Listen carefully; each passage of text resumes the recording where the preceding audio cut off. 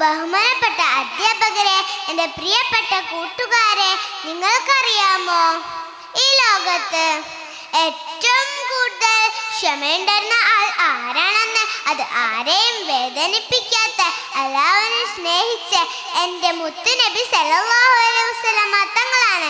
നബി സല്ലല്ലാഹു അലൈഹി വസല്ലമ തങ്ങൾ മക്കയിലെ തെരുവിലൂടെ നടന്നു പോകുമ്പോൾ ഒരു ഉമ്മ എന്നും നബിയുടെ തലയിൽ മാലിന്യങ്ങൾ വാരിയിടുമായിരുന്നു. നമ്മളാണെങ്കിൽ എന്തു ചെയ്യും? ദേഷ്യപ്പെടാറില്ലേ? പക്ഷേ എൻ്റെ നബി അങ്ങനെയല്ല. പുഞ്ചിരിച്ചുകൊണ്ട് അത് തുടച്ചു മാറ്റി നടന്നു പോയി. ഒരു ദിവസം ആ ഉമ്മയെ കണ്ടില്ല.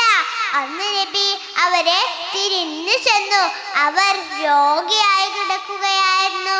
നബി അവരെ സ്നേഹത്തോടെ പരിചരിച്ചു.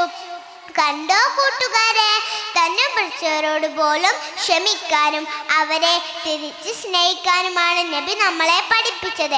നമ്മുടെ ജീവിതത്തിലും എന്ത് പ്രയാസം വന്നാലും നമ്മൾ ക്ഷമിക്കണം. മൻ സല്ല അലയ്യ സലാത്തൻ വാഹിദത്തൻ സല്ലല്ലാഹു അലൈഹി അശ്റൻ. നമ്മൾ ഒരു വട്ടം സലാത്ത് ചൊല്ലിയാൽ അല്ലാഹു നമുക്ക് 10 നന്മകൾ നൽകുമെന്ന് നമ്മുടെ നബി പറഞ്ഞിട്ടുണ്ട്. നമ്മുടെ എല്ലാ സങ്കടങ്ങളും മാറാനാണ് സലാത്ത് ചൊല്ലുന്നത് നമ്മെ സഹായിക്കും. അതുകൊണ്ട് കൂട്ടുകാരെ, നമുക്ക് നബിയെ പോലെ ക്ഷമയുള്ളവരാകാം.